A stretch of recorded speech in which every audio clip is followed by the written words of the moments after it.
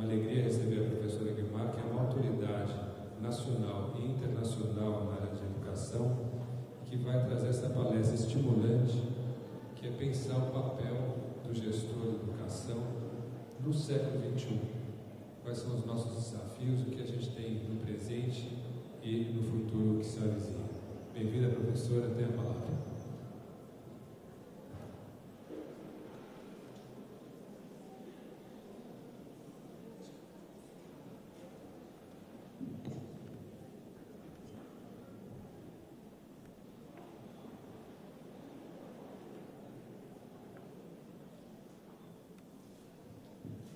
Muito bom dia. Parece que chegamos assim em cima da hora. Perguntando várias pessoas com problema de demora na estrada. Eu agradeço muito o convite do município, do pessoal que patrocina essa reunião, para estar aqui falando com vocês hoje. E gostaria de ressaltar que o tema da gestão neste momento, no mundo inteiro, é um tema muitas vezes polêmico, né? E que nós temos alguns traços que caracterizam a gestão e que, no momento, são muito, digamos assim, os traços mais importantes dela. O primeiro delas é o empreendedorismo. Quer dizer, o gestor tem que ser alguém que encontra saídas e soluções para obstáculos. Ser gestor é administrar dificuldades e muitas vezes administrar carências. De modo que não dá muito para reclamar sobre os espinhos da profissão de gestor, de diretor, de gestor, de diretor regional, etc., porque faz parte do trabalho do gestor superar obstáculos, encontrar saídas. O gestor não pode ser parte da problemática. O gestor necessariamente é parte da solucionática. Certo? O segundo, que é uma tendência muito importante hoje, é a liderança. A liderança sempre foi um traço necessário em todas as pessoas que tomam decisões, que lideram, que falam no nome do grupo, etc. Mas, no momento que nós vivemos, essa liderança está sendo posta em xeque muitas vezes. Esse é um momento onde a autoridade é questionada demais e onde toda ordem implica numa reação. Não é um momento em que as pessoas aceitem com facilidade ser comandadas por outros, de modo que o líder é, antes de tudo, aquele que consegue falar aquilo que o grupo precisa ouvir e, ao mesmo tempo, avançar no grupo. O líder não é aquele que manda, é aquele que, ao ouvir, consegue saber fazer uma síntese daquilo que esse grupo está precisando e apontar uma direção a partir do grupo. Não é fácil. As características de liderança são muito difíceis e é impressionante que, na verdade, toda a educação escolar, não só no Brasil, mas no mundo, ela repouse sobre os ombros das pessoas que dirigem as instituições escolares, sejam elas pequenas, sejam grandes. É uma enorme responsabilidade. A liderança implica não só no empreendedorismo, mas na autonomia. Ser capaz de tomar decisão, às vezes sozinho. A posição do gestor é muitas vezes solitária e essa autonomia de poder tomar decisão sozinho é um traço que não pode deixar de caracterizar a gestão. Quando o gestor não tem essa autonomia, de um modo geral, ele se torna refém do seu próprio grupo, não é? Porque ele depende do grupo para poder decidir e ele não tem autonomia suficiente de vou para decidir na frente do grupo e ser seguido por ele. Bom, mas por que motivo neste século essas questões de liderança estão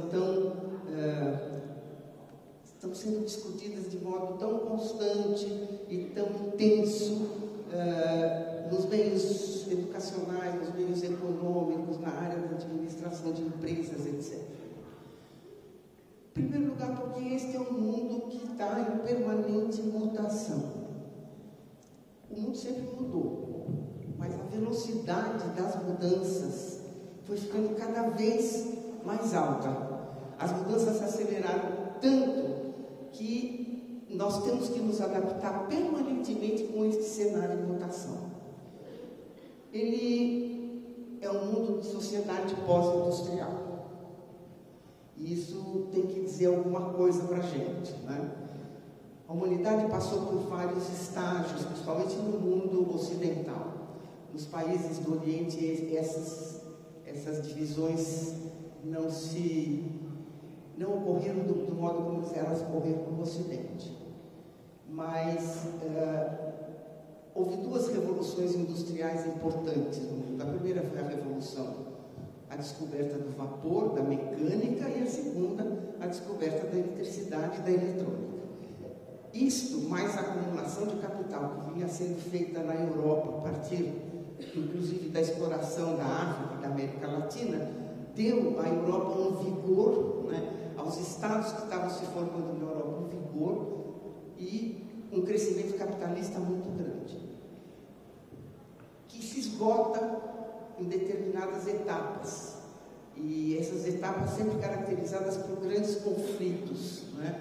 Se a gente pegar a Primeira e a Segunda Guerra Mundiais, a gente vai ver que elas estão relacionadas ao fato de que o modelo econômico e social parece que a pessoa já não cabia mais naquela roupa, era preciso trocar, e isso se fez com conflito, isso se fez muitas vezes com muito choro e com muita dor.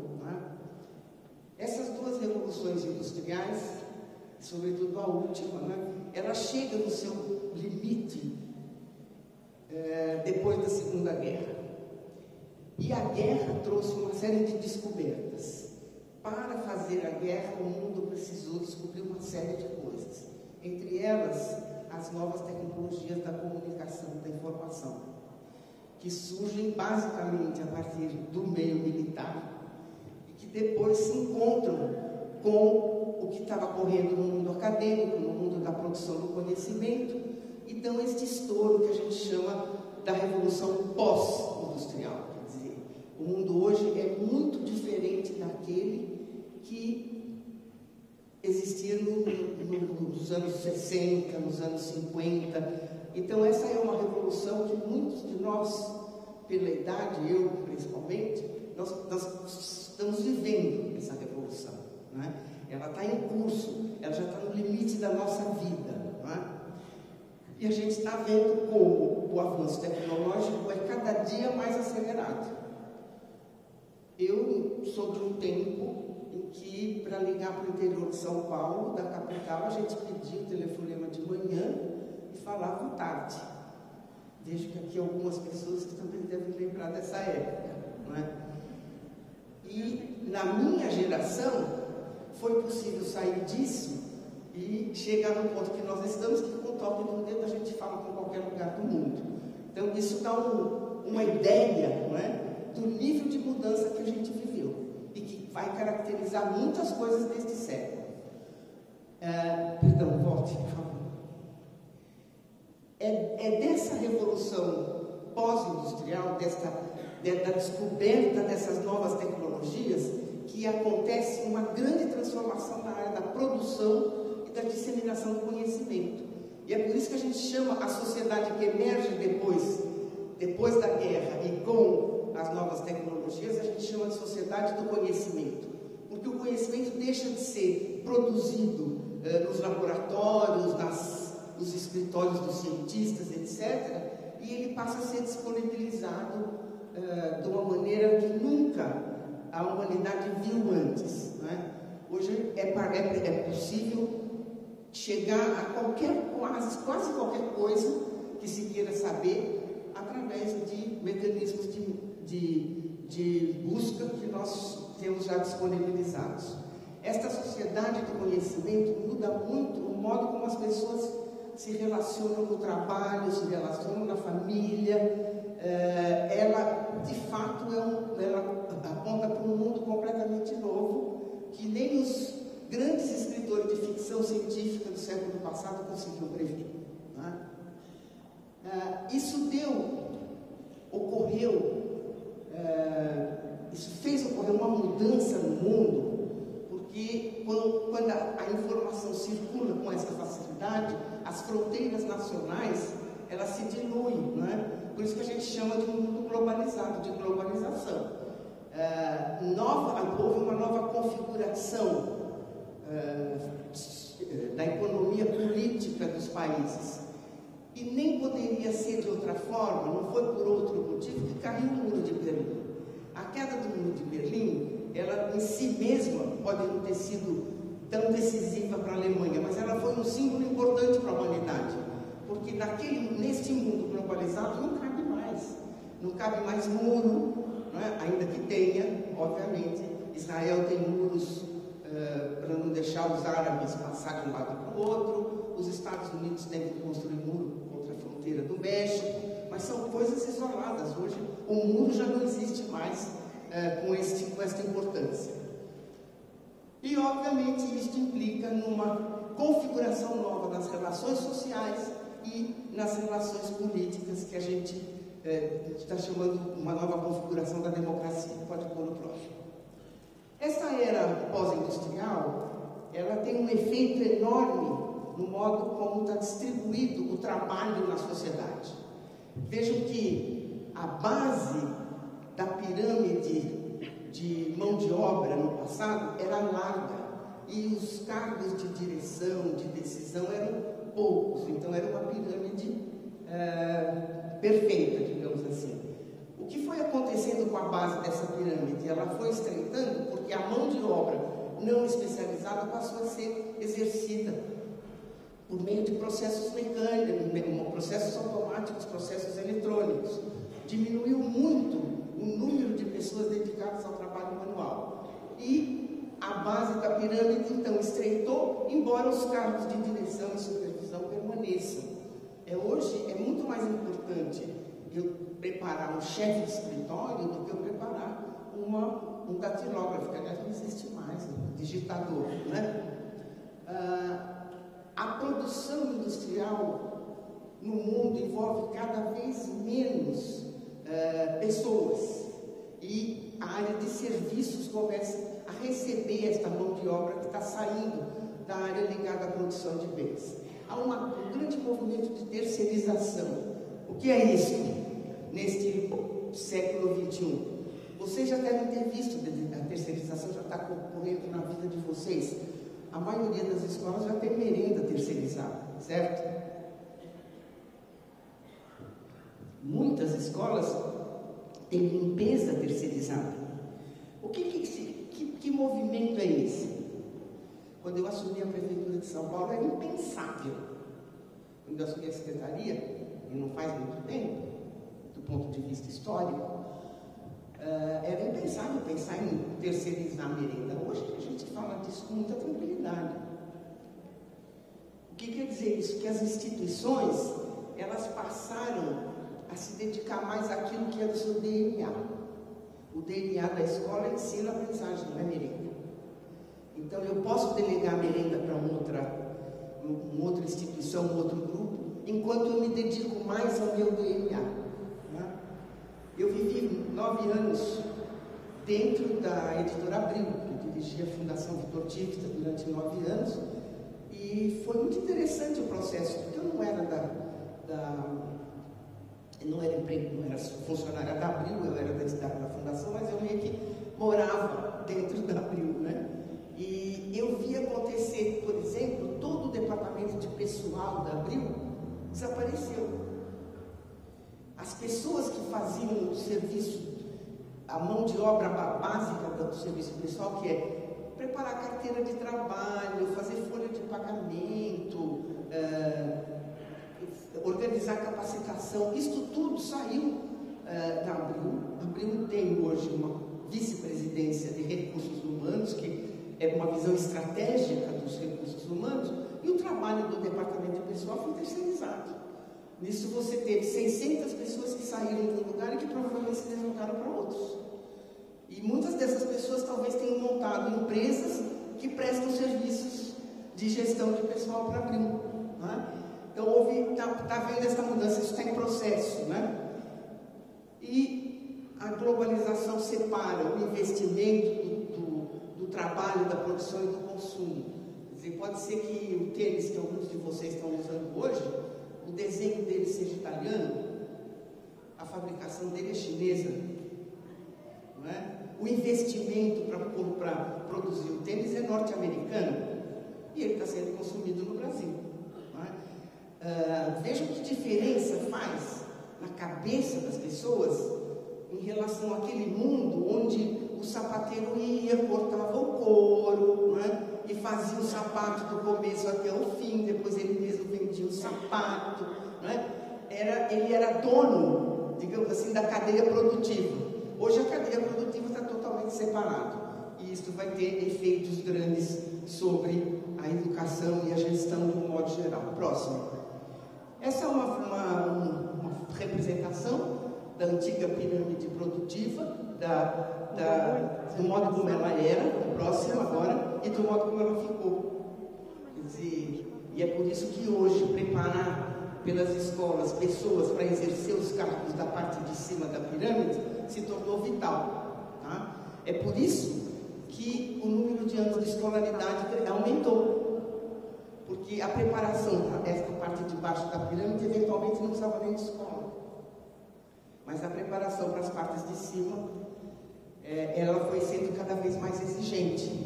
Então o Brasil passou de 4 anos primários obrigatórios para 8 anos obrigatórios, aumentou mais um ano dessa escolaridade, agora agregou 2 anos de pré-escola, mais 3 de ensino médio, com uma faixa de obrigatoriedade escolar. Próximo.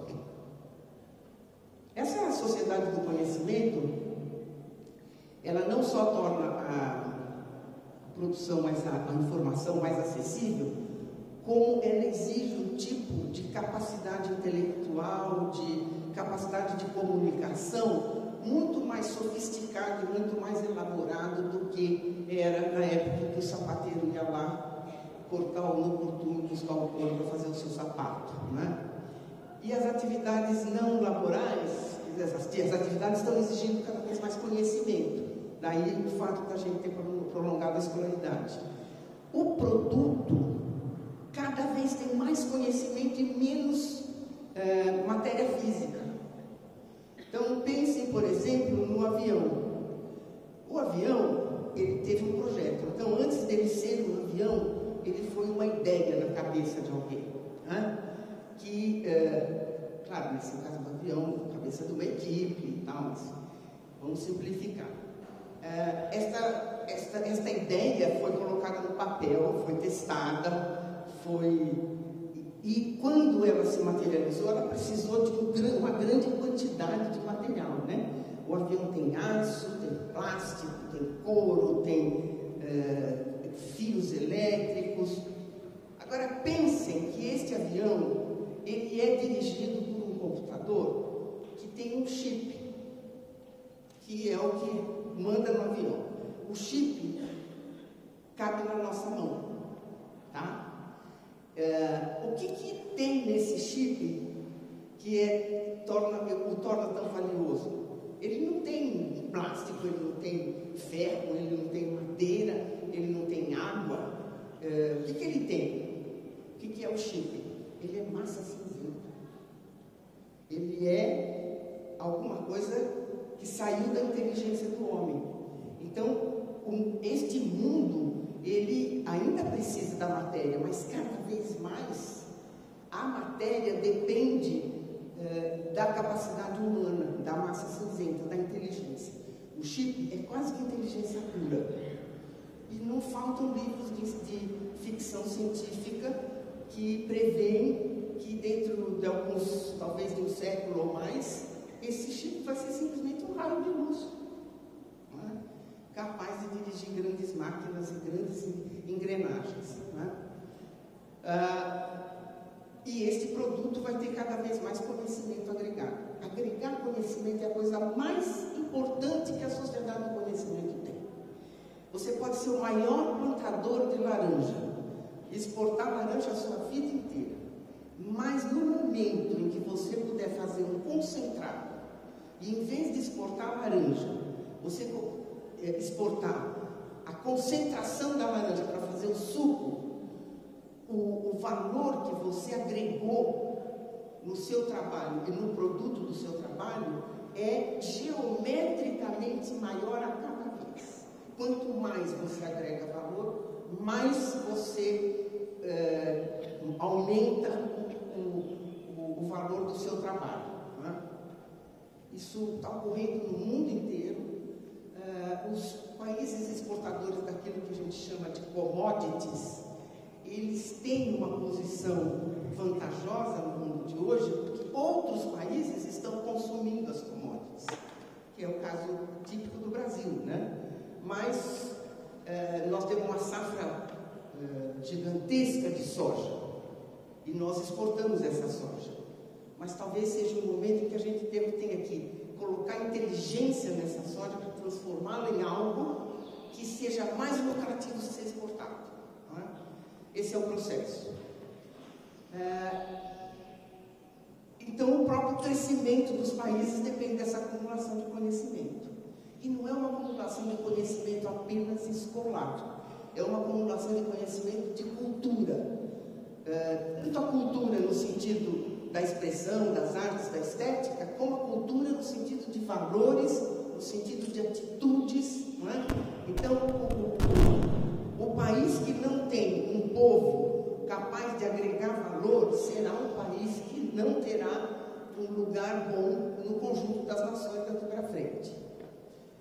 E muda muito a organização do trabalho, não é? A linha de trabalho, a linha de produção, tão bem descrita no filme do Charlie Chaplin, né? Que ele aperta parafuso, essa linha de produção está mudando. Hoje é muito mais importante se falar em ilha de produção, onde existe uma cooperação dentro da equipe, do que numa linha, onde cada um aperta um parafuso diferente, né? Próximo. Isso implicou numa reconfiguração, principalmente depois das duas grandes guerras, e nós estamos vivendo hoje, talvez, num limite do tipo que a gente viveu antes da Segunda Guerra Mundial. O que nasceu, o que emergiu como esse terremoto, né, dos conflitos internacionais, foi um mundo bipolar,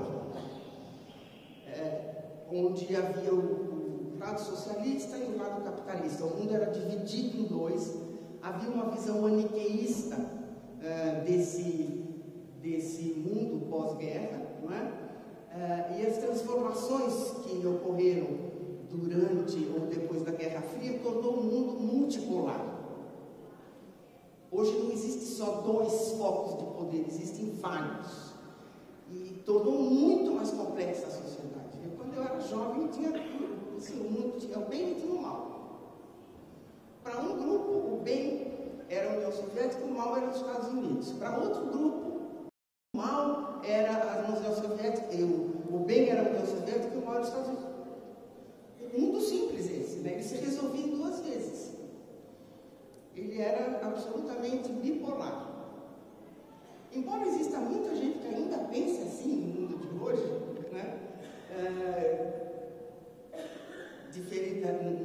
Achando que o lado de lá come criancinha, isso está acabando. Isso vai acabar porque novas forças surgiram, tá? Nós temos um mundo hoje que tem um estado que não tem território, por exemplo. É uma coisa que, se a gente falasse isso há um século atrás, o queixo das pessoas ia cair. Qual é o estado que tem existência como estado e não tem território? Al-Qaeda. Ela tem tudo que um estado tem. Ela tem exército, né? Ela tem um código, uma constituição, que no caso é o Corão, mas poderia ser outro. Ela não tem território, quer dizer, é volátil. volatilidade está imperando no mundo. O século XXI, por outro lado, viu cair a divisão disto, né? E, na verdade, a gente pode dizer que os tempos que nós estamos vivendo estão marcados pela queda de dois grandes impérios. No final dos anos 80, a queda do Império Soviético, simbolizada pela queda do Muro de Berlim, a Alemanha se unifica, a União Soviética deixa de ser centros com satélites, e os países todos se mudam todos. E depois agora a gente está começando a ver a queda do Segundo Império, que começou em 2008, com a crise econômica de 2008, e que está se desenvolvendo. Se vocês quiserem saber como é a queda do Segundo Império, liga a televisão, quando vocês chegarem em casa hoje à noite, né? E vejam o discurso do presidente Barack Obama. Quer dizer, vejam o fato de que o segundo Império já não quer mais intervir no mundo árabe. Fica titubeante, e a União Soviética que entra numa proposta sobre como fazer com as armas químicas da Síria. Quer dizer, vocês estão percebendo como está mudando o mundo, como o Império Americano já não é mais aquilo? 70% dos americanos hoje não querem que os americanos entrem em guerra com outros países. O que isso vai representar, nós não sabemos ainda. O que nós sabemos é que o Segundo Império está caindo, né? E o mundo se caminha para uma descentralização. Não sei se é bom, não sei se é ruim, é uma constatação isso, porque não dá nem para a gente julgar, né? Mas uma descentralização do poder econômico e político. Próxima. O que dá uma nova configuração social e política, que se configura, lhe faltou uma frase, da comunicação vertical, hierárquica, para a comunicação em rede. E isto muda tudo na sociedade. No momento em que, em vez de eu ter a televisão, que está captando a imagem lá na Europa para a gente ver a Copa do Mundo aqui no Brasil, é um ponto, e milhões ou bilhões de pessoas vendo, no momento em que esse modelo ou é substituído ou convive com outro modelo, onde todo mundo se comunica com todo mundo, que é o modelo da web, né? Há uma mudança muito grande nas relações sociais. Também, se vocês quiserem ver como é que é essa mudança, basta ligar a televisão, né? E a gente vai ver que todas as mobilizações sociais hoje no mundo se fazem pelas redes sociais, né? Essa comunicação em rede. O que quer dizer uma comunicação em rede? Quer dizer que um fala com todos, todos falam com um e todos falam com todos. Essa é a comunicação em rede, né? Ela se configura de uma maneira quando se trata de mobilizar um grupo para fazer uma manifestação na rua, ou ela funciona de outra maneira quando se trata de um grupo, por exemplo, trocar conhecimento. Mas a configuração é a mesma. Isso vai, então, da hierarquia para as redes distribuídas. O crescimento econômico cede lugar a uma preocupação com a sustentabilidade. Já não basta acumular riqueza, é preciso acumular riqueza de modo que não destrua o meio ambiente, que não destrua as relações sociais, os laços culturais, não é? E um mundo que caminha da padronização para a diversidade. É interessante porque antigamente se pensava que um mundo mais automatizado implicaria ser muito mais uniforme. E não é. Quanto mais a tecnologia liberou as pessoas de outras tarefas, mais elas se dedicaram a pensar em coisas mais criativas, não é? E a diversidade surge como padrão, não mais a uniformidade. Tá? Esses novos paradigmas podem ser representados nesse quadrinho que eu tenho aí. Tudo isso é o contexto no qual a gente vai falar da gestão do século XXI. Tá? Vamos ver, por exemplo, como era o paradigma logo da segunda revolução industrial, do mundo industrial antes de 1930. Não é? Era um mundo de realidade física, de peso, que está sendo substituído por um mundo de realidade virtual e de leveza. Não é? A leveza é característica dessa sociedade da informação. A informação não pesa nada. De uma sociedade do espetáculo para uma sociedade do conhecimento. Sociedade do espetáculo, o que é? A TV. A televisão é a manifestação mais acabada da sociedade do espetáculo. Porque eu sou espectador. Eu não falo, eu não interajo. Não é? Uma sociedade onde o primeiro setor da economia tinha grande importância, que era a agricultura, foi a base da acumulação do capital para passar para outras etapas, e o segundo setor, que era a indústria, era muito importante, mas hoje isso é uma realidade, essa é uma economia muito mais voltada para o terceiro setor, que não é governamental, não é industrial, não é agrário.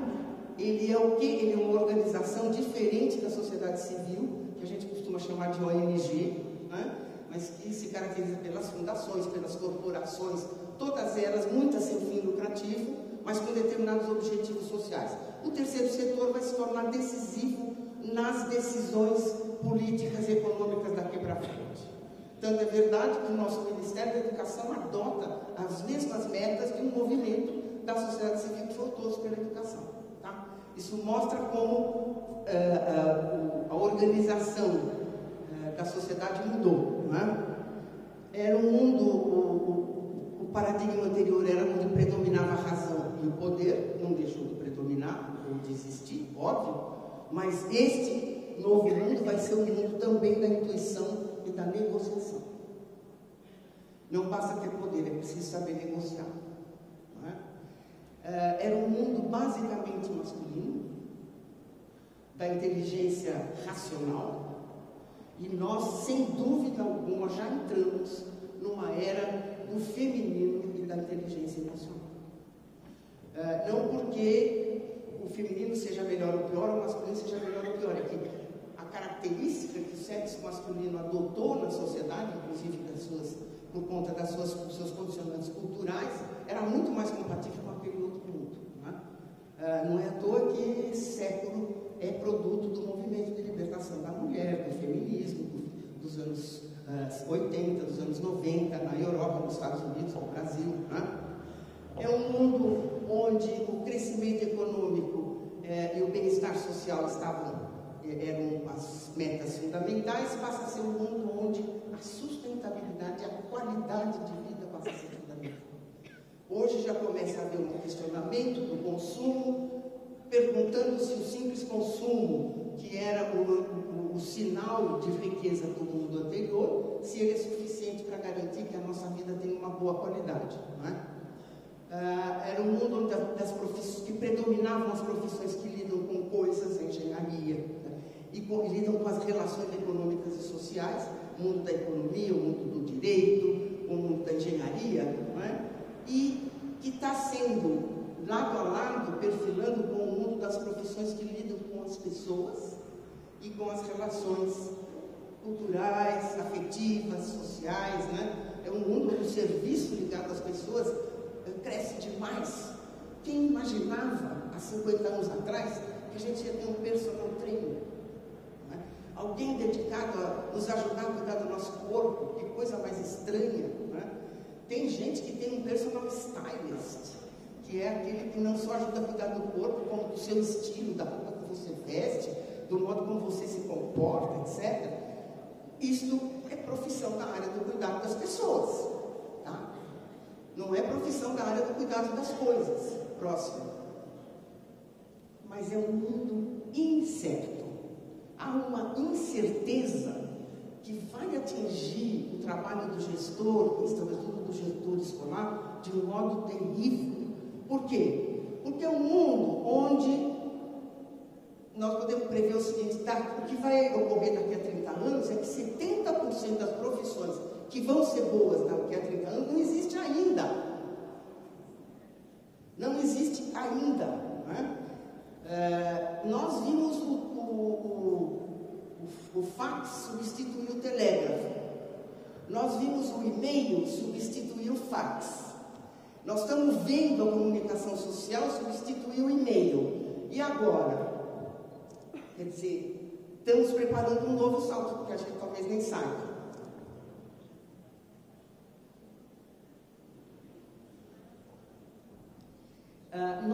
As 50% das pessoas que vão ingressar numa profissão vão mudar daqui a 30 anos. Não adianta a gente preparar um aluno ou a gente organizar uma escola em função de um conhecimento fixo. Esse conhecimento vai ser volátil. Eu tenho que organizar essa escola para fazer com que o aluno busque o conhecimento e que ele saiba aprender. Por isso que esta beta é importante. É um mundo onde o pensamento sistêmico vai ser tão importante quanto o pensamento analítico. E isso é muito importante para a escola. O que é o pensamento analítico? Ele é o pensamento típico da física, da química, da matemática, certo?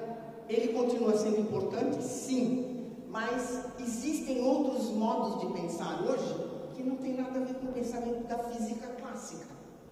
A ecologia. A ecologia não é só uma área de conhecimento. A ecologia é quase um partido político. Não é? Ela não é simplesmente uma área interessada em descobrir coisas. É uma área onde descobrir e mudar são parte do mesmo processo. Mas ela é uma ciência. Não é? Ela é uma ciência, ela é uma área de militância. Eu, por acaso, ontem fui num restaurante que estava escrito na parede assim: comer é um ato político. Não sei exatamente qual era o sentido que aquela frase tinha, mas eu achei muito interessante, né? Quer dizer, não é só o projeto político pedagógico, é o ato de comer em si mesmo, que alguém acha que também é político. O binômio nacional e internacional vai estar sendo substituído por outro, que a ecologia é carimbo da ecologia, que é o local global. O local global é o que diz a ecologia. Você tem que pensar globalmente, mas a sua ação é local. Você não pode... O militante comunista típico da era dos anos 50 era aquele que pensava na ditadura do proletariado. Como é que ia ser o dia, o tempo em que o proletariado ia assumir o poder? Mas ele não fazia nada objetivamente para conseguir isso. Ou o que ele fazia para conseguir isso era exatamente o oposto do que deveria ser feito. Esse mundo está sempre em um lugar ao outro, onde você age localmente. Você é responsável pela sua escola. Embora você tenha que ter uma visão do global. Existe até um termo que hoje em dia está sendo muito usado. Em vez de falar em local e global, se fala em glocalização, que é um misto do global com o local, né? E vai haver uma migração das grandes corporações, das grandes empresas, das grandes aglomerados para os pequenos. O trabalho em casa, a empresa pequena de menos funcionários.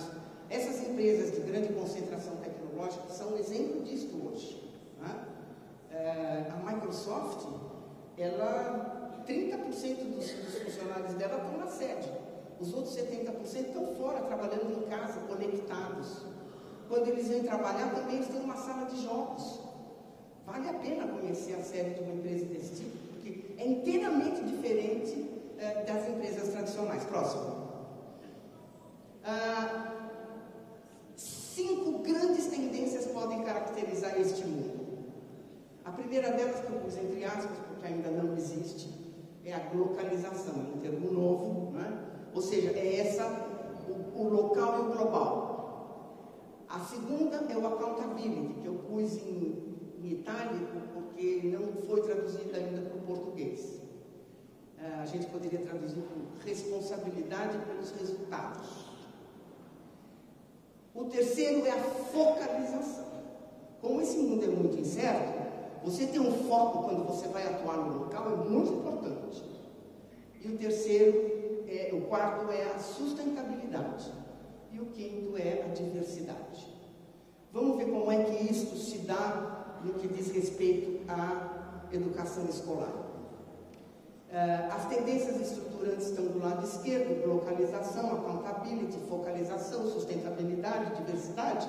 E à direita, o tipo de impacto que ela já está causando na educação. Em primeiro lugar, a localização, que tem a ver com a questão da autonomia da escola. Quer dizer, a área da educação escolar se presta muito a esta questão do local e do global, não é?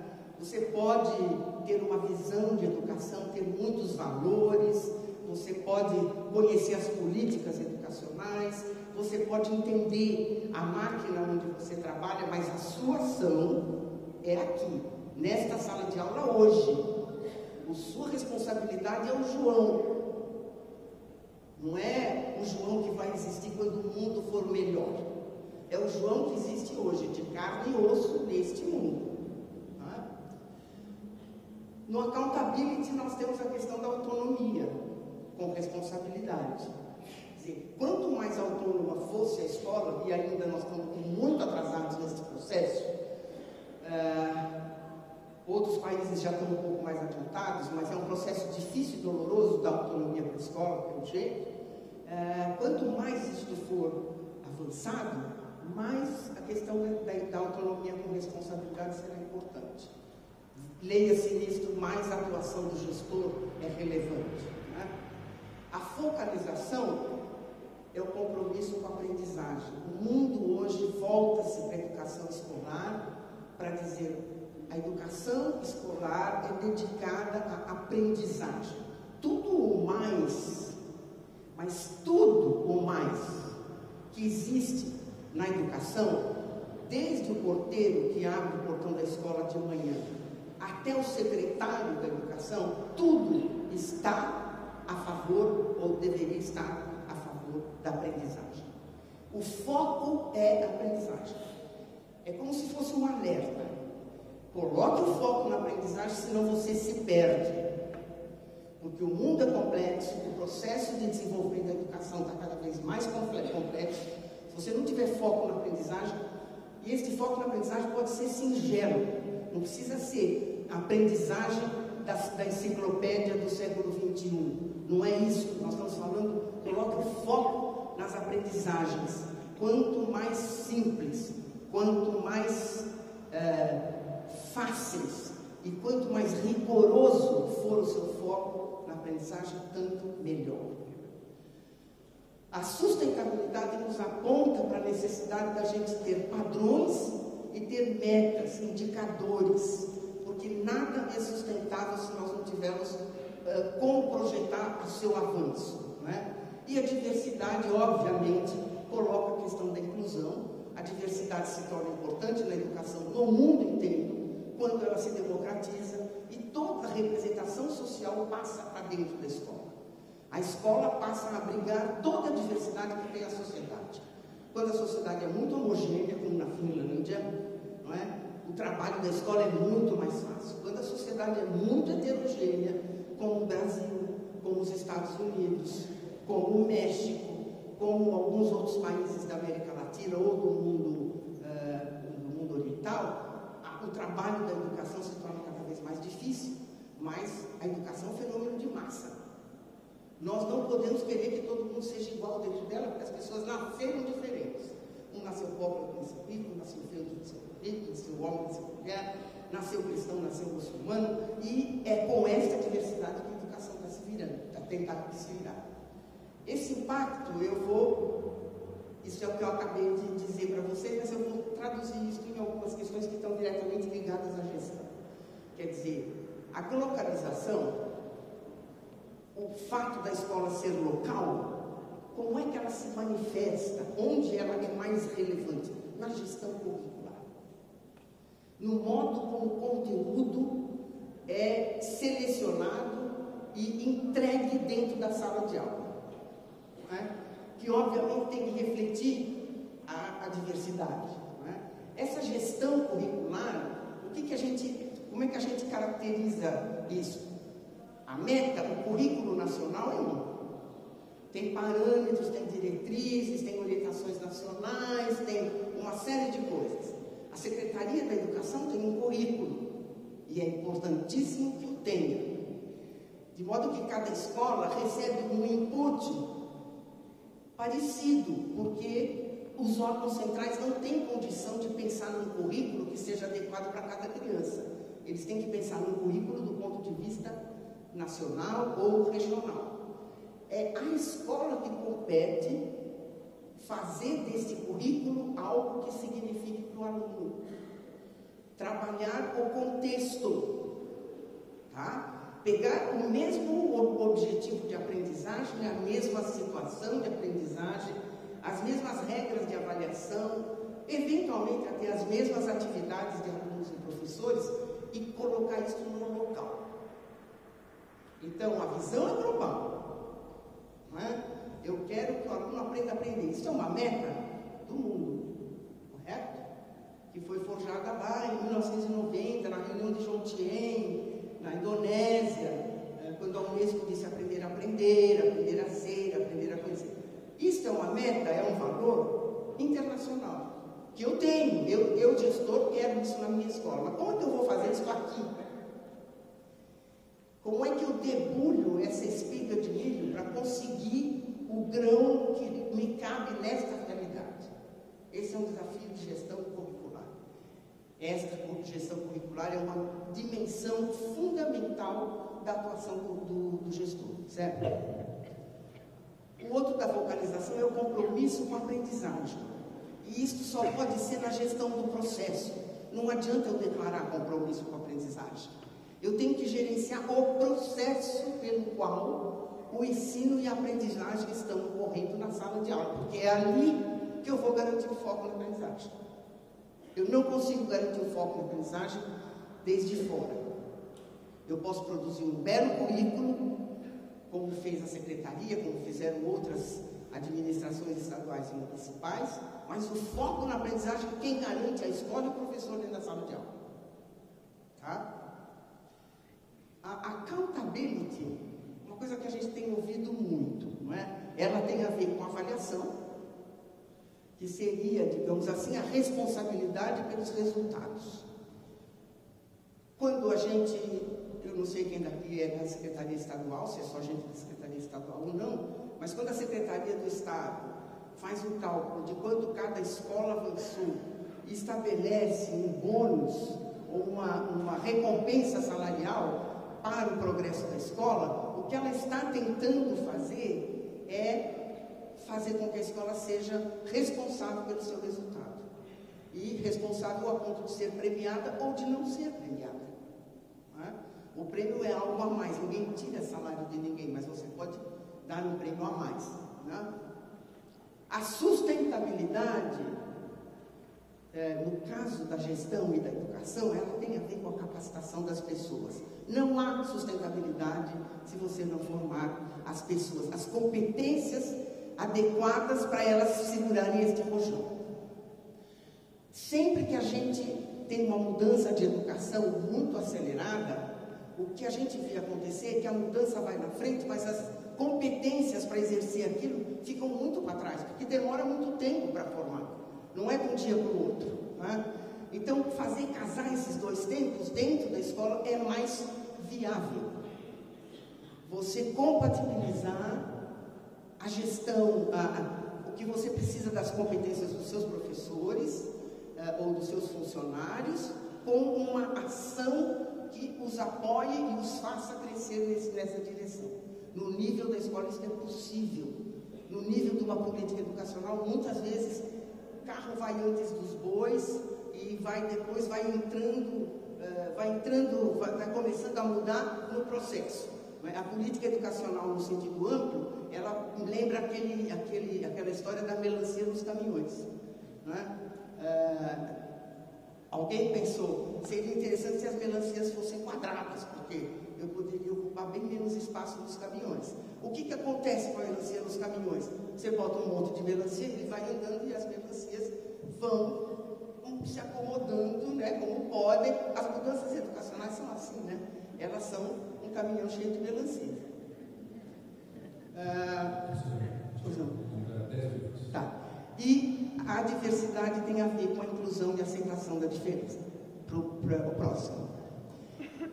A gestão curricular no Brasil tem vários níveis. Não é? Alguém faz gestão curricular no MEC, uma outra pessoa faz gestão curricular na secretaria, e vocês, gestores ou professores, no nível da escola, vão fazer com que essa gestão curricular seja eficiente. E isto significa pensar na questão do federalismo, não é? Aonde você está dentro dessa cadeia, dos padrões nacionais, que são as diretrizes, e dos contextos locais, que são os conhecimentos. Próximo.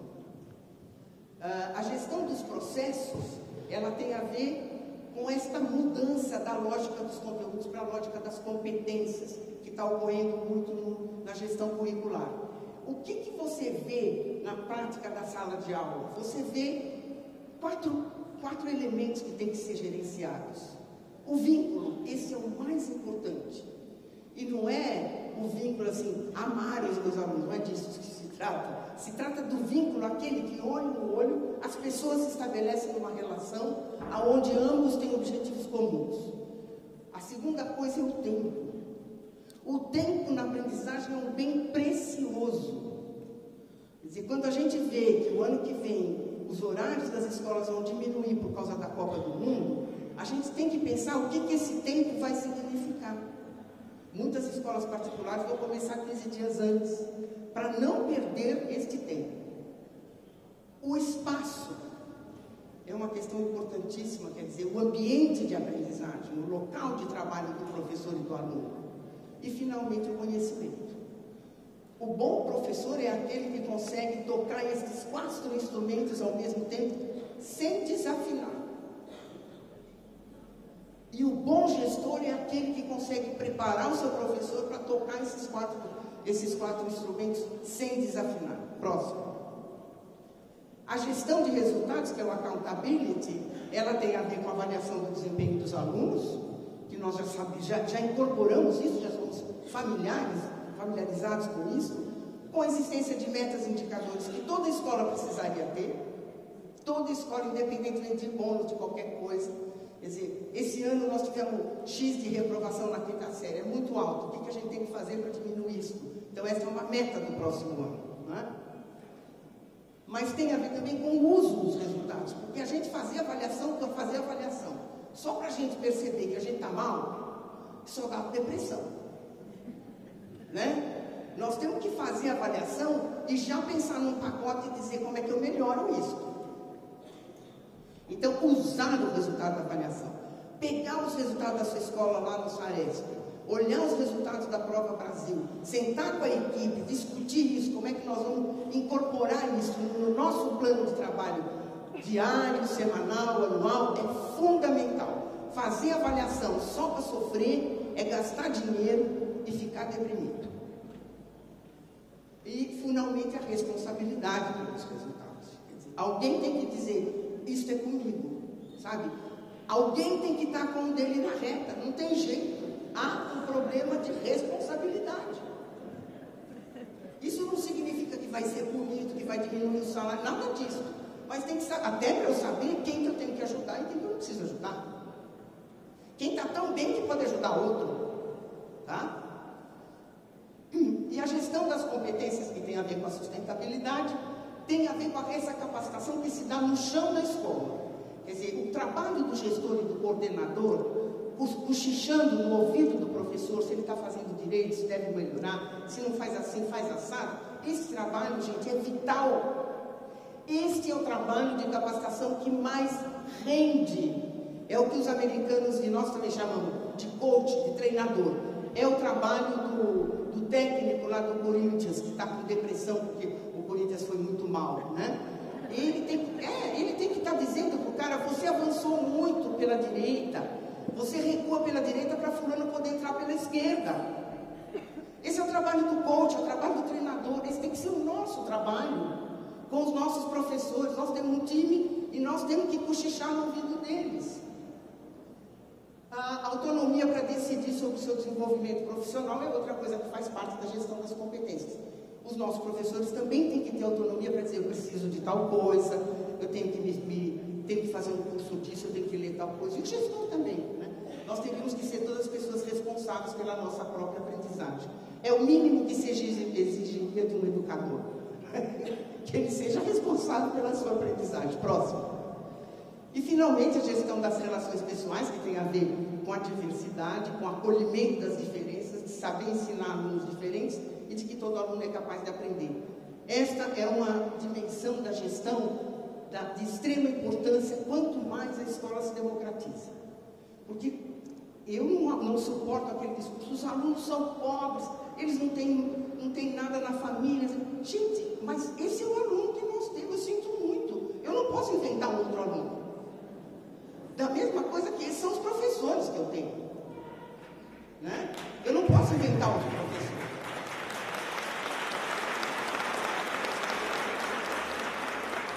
Então, gente, gerenciar, fazer a gestão da diversidade é parar de reclamar e arregaçar as mangas e fazer hoje 1 milímetro melhor do que foi ontem e a semana que vem 1 centímetro melhor do que foi a semana passada. É assim que a gente vai caminhar. Próximo. E finalmente eu volto naquilo que eu comecei a minha fala hoje, quer dizer, tem alguns temas que são transversais a estas competências todas do gestor. E para eles são mais importantes do que para o professor ou qualquer outro profissional da escola. Primeiro é a cultura de sucesso. Uma escola que não constrói uma cultura que aposta no aluno, na capacidade do professor de ensinar e na capacidade do aluno aprender, fecha, porque não adianta, é melhor fechar e começar outro em outro lugar. A liderança, que é isso que eu disse a vocês, que é espinhosa, é solitária, é difícil, mas o gestor está aí, pode mudar de profissão também. Tá? E o empreendedorismo, não é? De ser parte da solucionática e não da problemática, de arregaçar as mangas dentro dos problemas.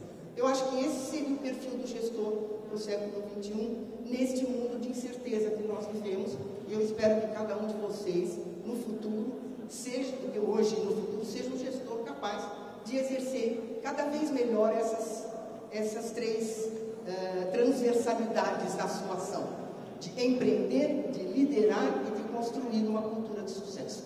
Muito obrigada, gente.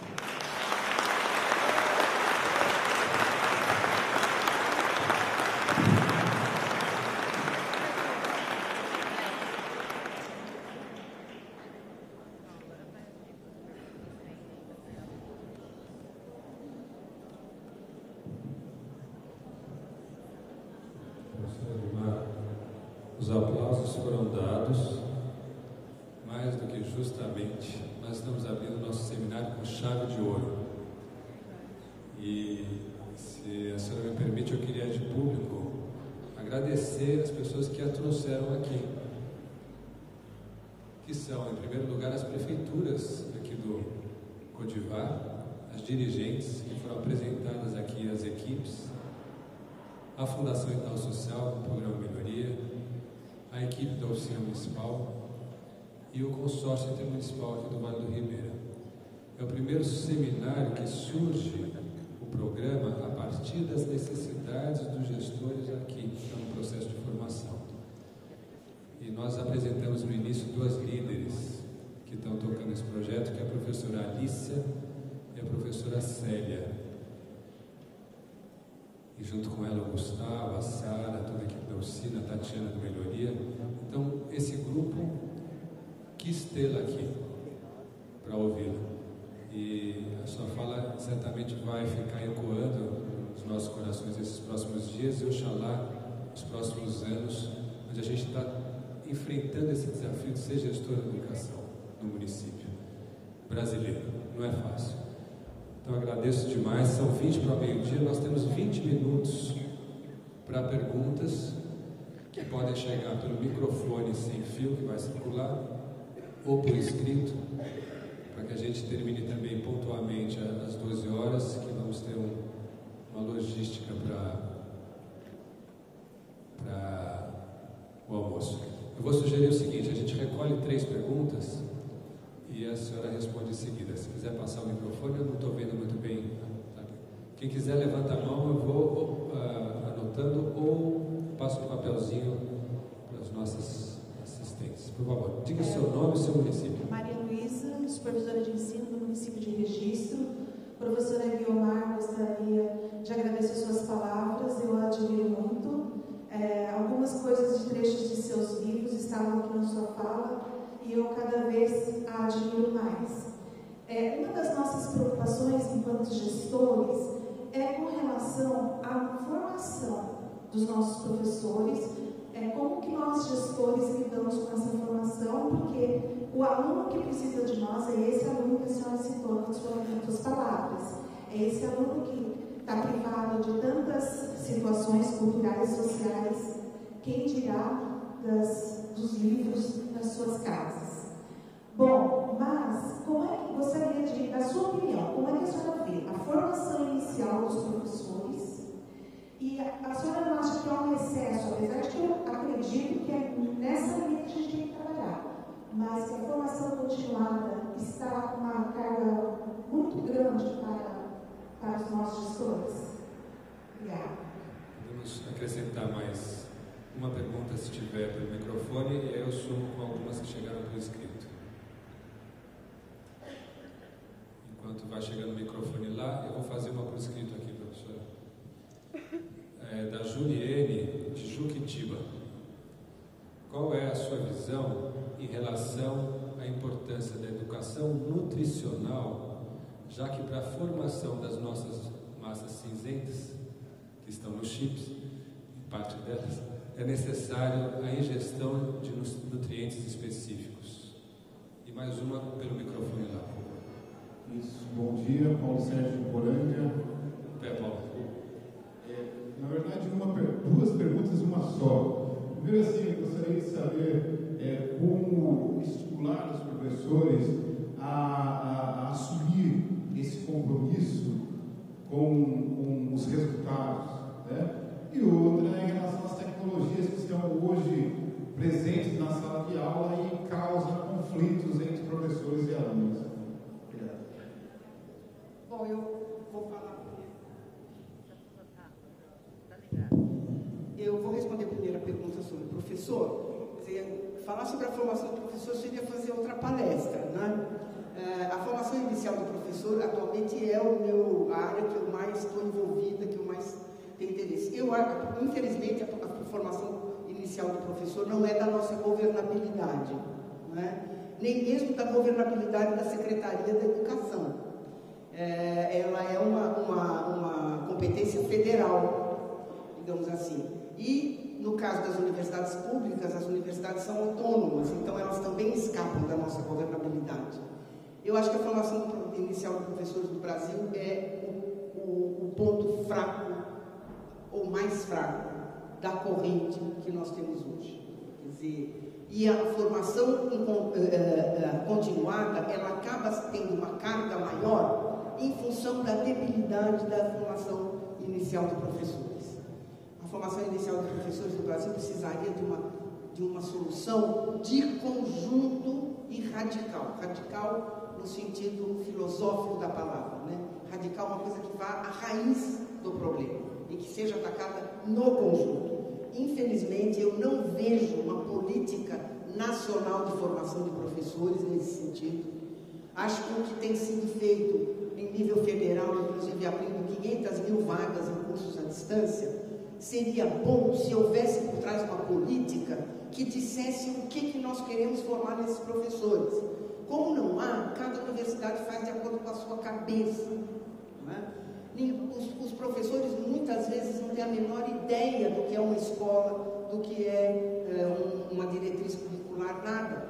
Então, realmente, aí nós vamos ter... E esse é um buraco que está muito embaixo e que vai demorar muito tempo. Então, nós vamos continuar com essa dose grande de formação continuada. E é por isso que eu destaquei a importância daquela formação prática que se dá no dia a dia.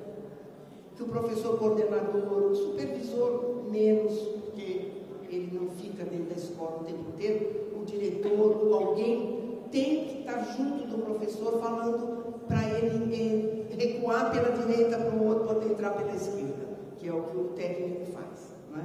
Eu vejo até, e já sei de algumas soluções criativas, de diretores que pegaram um excelente professor de matemática e puseram para fazer este tipo de trabalho com os outros professores, que é uma outra solução, e que na carreira que está sendo pensada agora para o Estado, prevê que sempre que um professor for destacado para exercer uma função de tutor, de coach, de mentor, chamemos isso como nós quisermos, ele pode ganhar alguns pontos na sua carreira. Eu acho que essa é uma boa solução criativa, uma boa solução típica do gestor que só gerencia a necessidade, ele não consegue gerenciar fartura. Quanto à nutricional, eu faria, não sei se vocês leram ontem o artigo do Drauzio Varela na Folha de São Paulo, Inteligência e Indigência, onde ele narra os últimos estudos de que as crianças que não têm determinados nutrientes até os 3 anos de idade, elas têm uma formação cerebral prejudicada. Só que eu acho que nós temos que tomar cuidado para que isso não vire um álibi. Ela pode estar com a sua capacidade intelectual prejudicada ou afetada, mas ela não é débil mental, ela não é doente, ela é ensinável, ela é capaz de aprender. Quer dizer, esta capacidade de aprender que a gente aposta, inclusive nos cegos, nos surdos, nos cadeirantes e até mesmo nos deficientes intelectuais, como os alunos que têm síndrome de Down, ela tem que ser aplicada para todos os alunos. Então, nós não podemos deixar que esse discurso sirva de álibi para a escola não fazer nada. Esse é o grande problema da questão da nutrição. Mas acho que o artigo do Varela é muito interessante. Acho que todo educador devia ler esse artigo, que eu recebi do Arthur, diga-se de passagem. Esse artigo do Varela é muito bom. Né? E, finalmente, a questão das tecnologias e como fazer para os professores se interessarem, se comprometerem com a aprendizagem. Esta é a pergunta que vale R$1 milhão de reais. Como fazer com que os professores se motivem, se comprometam e vistam a camisa? Não é só um problema de salário. Pode até ser que o salário pese, mas não decide a respeito disso. Eu acho que existem outras coisas aí. Um pouco é a formação inicial, que o professor já sai perdedor da faculdade. Não é que ele sai, ele entra perdedor. Ele entra. Quem entra nos cursos de formação de professores são os piores alunos do Enem. Esse é o grande segredo da Finlândia, além dela ser homogênea, pequenininha e simples. Esse é o grande segredo da Finlândia. O professor lá é a profissão mais valorizada. A nossa sociedade nunca vai fazer isso, gente. A nossa sociedade não valoriza o conhecimento. O brasileiro acha que ele tira tudo de letra. Ou não é isso mesmo? Quer dizer, a gente consegue uma vitóriazinha desse tamanho, já entra um anúncio na televisão dizendo: o Brasil vai ser grande como nunca se foi. Quer dizer, a gente sempre acha que o Brasil vai ser uma maravilha. E nós estamos capengando nos índices educacionais e estamos, inclusive, capengando nos índices de qualidade de vida, no índice Gini, no índice de desenvolvimento humano. Nós só temos coisa na área da economia porque o Oriente estourou e compra todas as nossas commodities. Mas isto, como dizem os economistas, pode ser um voo de galinha, não é? Quer dizer, um voo de besouro, é aquele de bicho que voa, mas não conhece a aerodinâmica.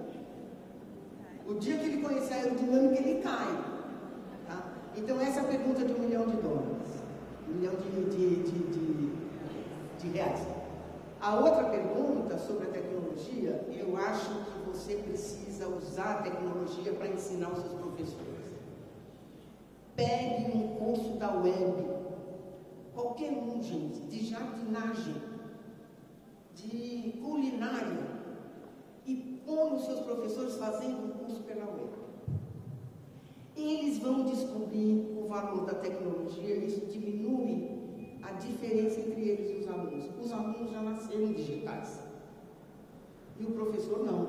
Então, este choque de gerações acontece em casa também, não acontece só na escola, certo? Quem de nós já não teve um episódio como este? Quer dizer, a minha neta passa a mão na tela do computador e diz assim: "Este aqui está quebrado", porque não anda com o dedo dela. Outro dia, no hotel, eu vi um bebê de 9 meses de idade mexendo no iPad. Esse é o mais novo, esse é o meu recorde. Meus netos já não são padrão para esse daí, não é? Então, os alunos já nasceram digitais. O que nós precisamos é ajudar o professor a se tornar digital, para ele poder abrir a sala de aula. Não adianta ensinar o professor a mexer com a tecnologia, porque não é isso. Mexer com a tecnologia, ligar o computador, saber o que aquela mãozinha quer dizer, é fácil. O difícil é saber incorporar a tecnologia na sua vida. E isso ele faz se ele aprender com a tecnologia. E tem já uma missão nesse sentido. O PEC for Profit, vocês devem lembrar do PEC for Profit, vários de vocês, ele colocou os professores mais antigos e menos desmotivados, porque mesmo antigos não tinham curso superior, para fazer um curso superior, usando o computador. Na medida em que eles começaram a usar o computador, eles se tornaram defensores ardorosos da tecnologia em sala de aula. Mas eles não tiveram um cursinho para aprender a usar a tecnologia. Eles tiveram um curso de psicologia da educação pelo computador. É diferente. É um pouco assim, não usar a tecnologia, não ensinar o professor a lidar com a tecnologia. É usar a tecnologia para ensinar o professor a ser professor. O professor precisa de um reforço em matemática, bota ele fazendo um cursinho lá no site da USP, no departamento de matemática, tem curso online, só para ter a primeira experiência, tá? E peço finalmente são essas 3 perguntas. Vamos fazer mais uma rodada? Mais 2 pelo microfone, já chegou uma aqui para mim por escrito. Por favor, fala seu nome e município. Bom dia, meu nome é Mirtes, eu sou diretora de escola estadual do município de Vila Cumprida. Primeiro, parabenizo a professora Guiomar, agradeço também essa oportunidade. E era do conhecimento, só que os nossos alunos parece que não aprendem, eles mexem bem com a tecnologia, com os celulares, mas na sala de aula, embora eu acho que o estado de São Paulo ainda está acima, as escolas também, eu acredito não, pelos resultados que a gente vê do SAESC, que as escolas dos municípios menores ainda parece que tem o ensino ainda um pouquinho mais elevado. Mas essa colocação, essa dificuldade, a era do conhecimento, os nossos alunos estão nessa era, nasceram nessa era, até uma amiga me disse semana passada que o celular é uma célula do nosso corpo, ninguém vive sem ele.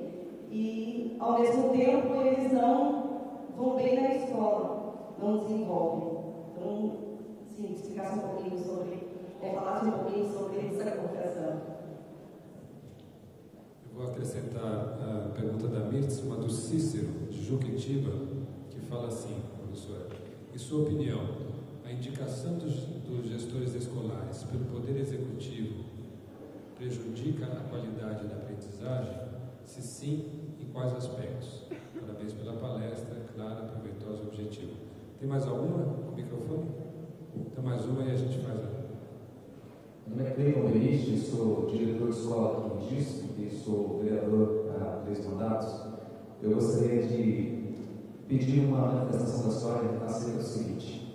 Fomos delegados na Conferência Estadual de Educação, esse último fim de semana, em Serra Negra, e um dos assuntos mais discutidos e polêmicos entre os professores que lá estavam foi a questão da educação em tempo integral.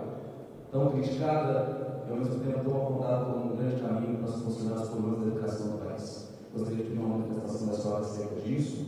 E por último, dizer que sou político, portanto faço parte do grupo, mas também aproveito para criticá-lo.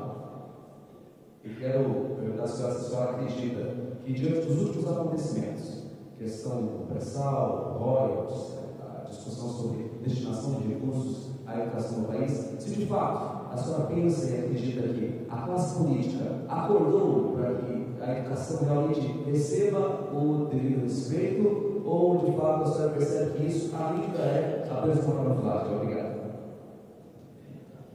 Bom, a primeira pergunta é do que os alunos não aprendem. Eles não aprendem na escola. Agora, eles aprendem muito com as novas tecnologias.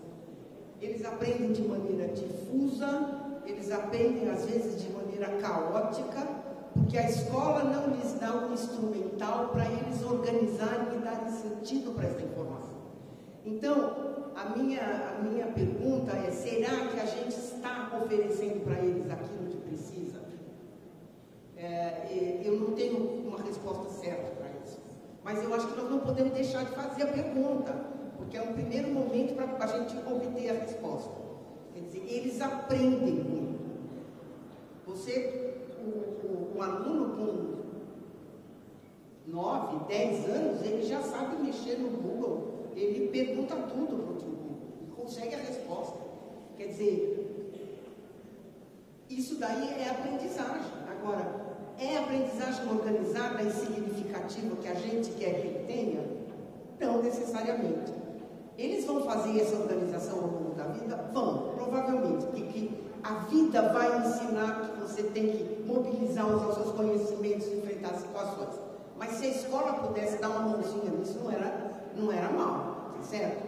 E aí o que a escola faz? A escola é uma escola ainda da disciplina setorizada, da memorização. Eu tenho uma neta que é filha de alemães, a mãe dela é alemã, e ela está no Porto Seguro fazendo a preparação para o Enem e para o Abitur. O Abitur é o Enem da Alemanha, né? Porque ela quer fazer as duas, que se for o caso ela vai estudar na Alemanha e tal.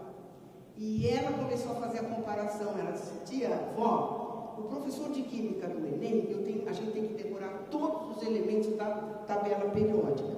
O nosso professor de Química do Abitur, ele não dá um nome de tabela periódica, ele dá um elemento, manda a gente fazer uma reação, manda a gente explicar por que aquilo aconteceu, e daí ele dá o nome.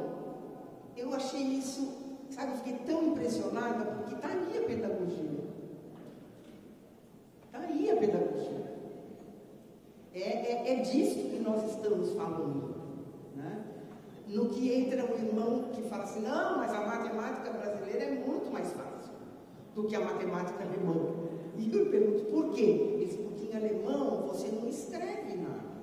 Você não escreve um mais, abre parênteses e tal. Aquilo lá que a gente escreve na matemática brasileira, para ele é matemática brasileira e matemática alemã, está no terceiro ano. Ele disse, em alemão a gente tem que fazer tudo de cabeça. E eu acabei conhecendo, por isso que nasce cientista na Alemanha e não nasce no Brasil, né? Além de fazer tudo de cabeça, pô, é assim, 86 você diz primeiro 6, depois o 8. Porque você começa sempre pela unidade, depois pela dezena, depois pela centena. Quer dizer, alguma coisa está errada na nossa pedagogia, vocês concordam? Porque os nossos alunos de terceiro ano não são nem mais inteligentes, nem mais brilhantes do que esse menino que me falou isso da matemática. Eles são iguais, eles têm o mesmo potencial. Então, por que o aluno não aprende? Eu acho que a gente precisa perguntar como é que a gente tem que fazer para o aluno aprender. Tá? A respeito da indicação de dirigente. Eu acho que a indicação de dirigente pelo Poder Executivo é uma coisa do passado, pelo que eu entendi. Talvez ela ainda exista em alguns lugares remotos do Norte, do Nordeste. A diferença que São Paulo tem em relação ao resto do Brasil é que em São Paulo o diretor faz concurso e nos outros lugares ele não faz. Ele ou é eleito ou ele vai através de pontos, etc. Eu não conheço o sistema de todos os estados. E hoje se questiona se é o caso do diretor ser eterno no cargo.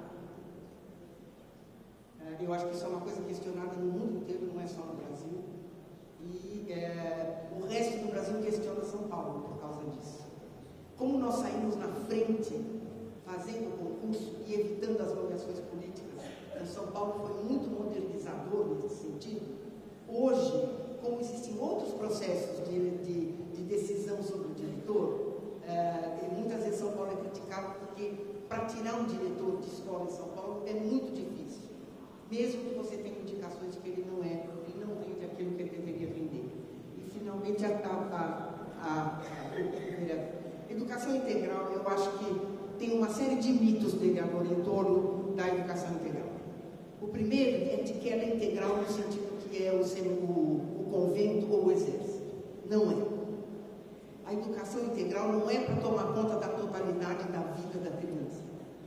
A educação integral existiria e é muito boa para dar mais tempo para que essa criança trabalhe o currículo, não só de manhã, não só de tarde, mas ao longo do período maior. Não significa necessariamente entrar às 7 da manhã e sair às 7 da noite. A grande maioria dos países, a educação integral começa, alguns às 8, outros às 9, somente os países nórdicos, onde o inverno é muito rigoroso, começa às 8, 9 e termina às 3, 4 horas da tarde. Certo? Dar mais tempo. Então, este é um mito que nós temos que desmistificar. Não se trata de convento, não é convento, nem é quartel, certo? É escola. E como escola, ela não é totalizante na vida da criança. Tem que ter um espaço para a criança brincar, para ela conviver na sua rua, para ela ver televisão, se for o caso, enfim, para ela usar o seu tempo livre também. Isso é importante. O segundo mito que há é que educador é uma figura estranha. Todo mundo reclama que o tempo é pouco. Não reclama? Não deu tempo de dar o currículo, não deu tempo de entrar nesse assunto, não deu tempo. Põe a escola em período integral, inventam tudo de novo. Quer dizer, em vez de dar mais tempo para aquele que disse que não deu tempo, então agora você tem tempo, não. Aí põe aula de música, de teatro, de capoeira, de um monte de coisa. Então, é uma escola integral que não dá mais tempo de aprendizagem. Certo? E não é uma escola integral, é uma escola que ocupa o tempo da criança. Escola é foco na aprendizagem. Por isso que o foco na aprendizagem é importante. Não perca este foco. O que é que contribui para a aprendizagem? Aprendizagem do quê? Deste currículo que está aí, ou de um currículo que eu tenho na minha escola. Quer que eu use o próprio currículo? Pode. Mas este é o foco. O meu currículo diz que no segundo ano as crianças têm que estar plenamente alfabéticas. Portanto, não vou esperar até o terceiro ano. Eu vou fazer alfabetização de manhã e de tarde. Vou fazer igual? Não. Eu posso mudar a tecnologia, eu posso mudar a abordagem, eu posso mudar o professor, eu posso mudar a organização do grupo, mas eu vou dar tempo de alfabetização, porque não deu tempo. A maioria dos nossos alunos que reprovavam antigamente na primeira série, reprovavam porque eles chegavam até o domínio das sílabas simples. Eles não conseguiam, por falta de tempo, dominar as dificuldades da língua portuguesa, os dígrafos, os ditongos, todos os grupos consonantais, etc. Então, vamos dar mais tempo para alfabetizar. Se nós temos uma escola de tempo integral, eu uso manhã e tarde para falar, para transformar o aluno num alfabético completo, num alfabetizado completo. Então, não adianta a gente pensar em escola integral se a gente começar a criar um monte de penduricalho que não tem nada a ver com o currículo no outro período. Tá certo?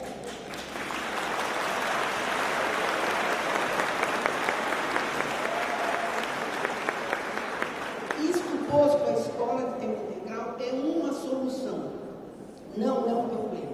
Até hoje a gente não fez a escola em tempo integral porque não tinha lugar. O nosso problema era um problema de espaço. Nós temos uma janela demográfica aí, a população está diminuindo, está nascendo menos crianças, nós vamos ter uma grande oportunidade de deixar as crianças mais tempo na escola. E nós inventamos mitos, gente. Vejam o seguinte, façam a seguinte conta. Faça a seguinte conta. No Brasil, o horário padrão é 4 horas na escola, tá? Então, façam a seguinte conta. 9 anos com 4 horas por dia, ou 8 anos com 5 horas por dia. Quem me diz? Em qual das duas alternativas tem mais tempo de aprendizagem? Em qual, gente? Aritmética. Com 8 anos, 1 hora a mais. Não precisava ter aumentado 1 ano de escolaridade, porque a confusão que criou. Eu votei contra no Conselho Nacional. Não adiantou nada, porque depois passou a ser lei. Mas, porque no Brasil essas coisas se decidem pelo Congresso Nacional, uma coisa maluca. Mas 8 horas ou 5 horas por dia, para todas as crianças, seria mais tempo do que 9 horas com 4 horas. É claro que 9 horas, 9 anos, com 5, 6, 7 horas vai ser mais tempo, óbvio. Mas se você está administrando, quando você está administrando uma mudança, você tem um caminho estratégico. Para chegar no tempo integral, na escola integral para todo mundo, quais são as etapas que eu tenho que ter? Eu sempre fui da opinião que a principal estratégia era aumentar 1 hora de aula para todos. Durante, por exemplo, 5 anos. Depois aumentar 2 horas de aula para todos. E não fazer escola integral separada da escola que não funciona em tempo integral. Veja a importância da escola integral. Eu tive a oportunidade de visitar a China. E visitei várias escolas na China. Os professores e diretores chineses não conseguem entender a nossa escola funcionando no período só. Eles dizem: o que vocês fazem com a criança no outro período? E se sabe que é difícil de responder isso. O que a gente faz com as crianças no outro período? Gente, tem várias alternativas. Elas ficam com o babá, elas ficam com a empregada, elas ficam com a avó, ou elas ficam com ninguém. Não é? Se eu sou rica, no outro período eu ponho para fazer judô, karatê, balé, piano, e gosto um motorista pobre infeliz levando as crianças todas, fazendo essa peregrinação da cidade de São Paulo com aquele trânsito maluco, né? Mas se eu sou pobre, o que eu faço com a criança no outro período?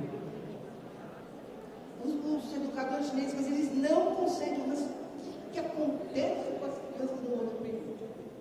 E eles têm uma instituição importante lá que são os avós. Os avós ajudam muito quando a criança é pequena, mas na idade escolar já não mais, né?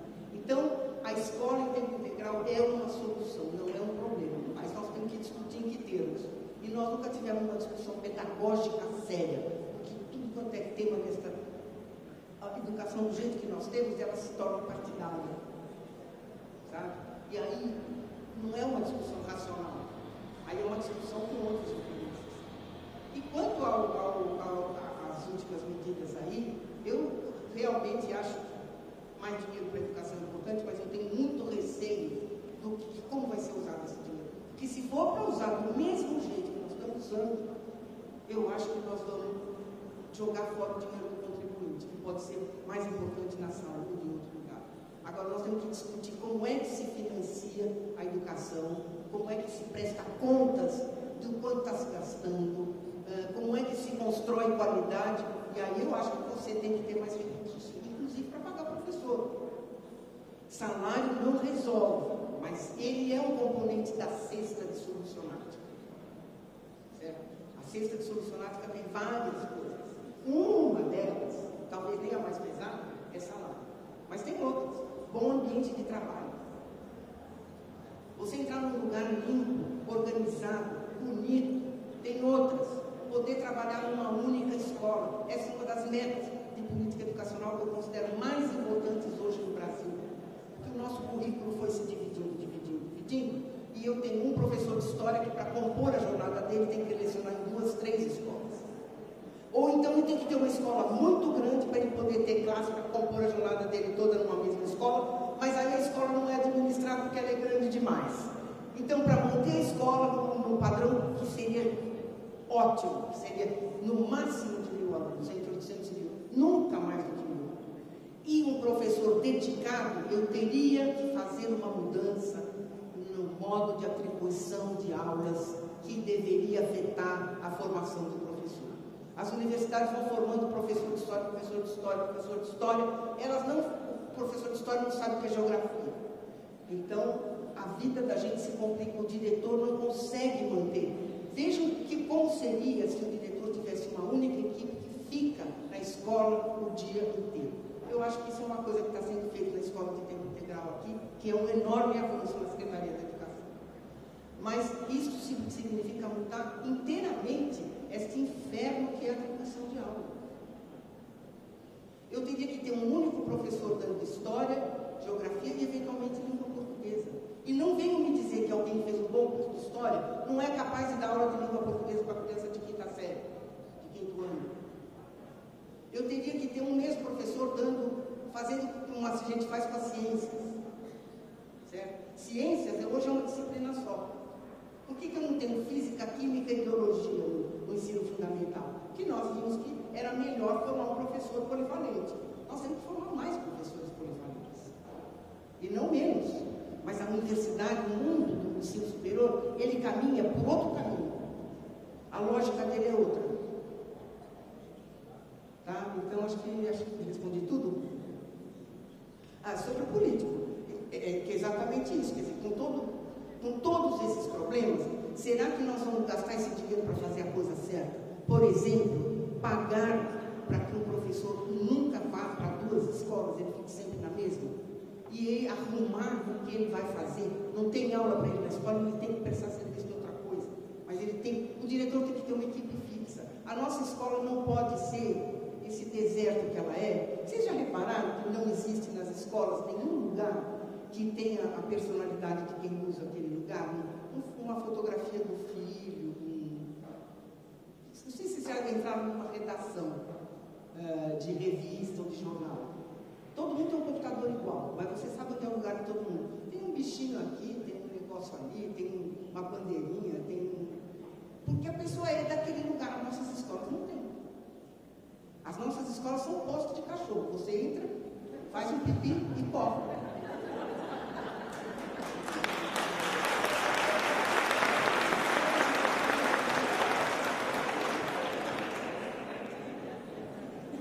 Eu sugiro que diretores, supervisores comecem a falar dessa questão de manter o professor numa única escola, de ter equipes escolares estáveis numa mesma escola.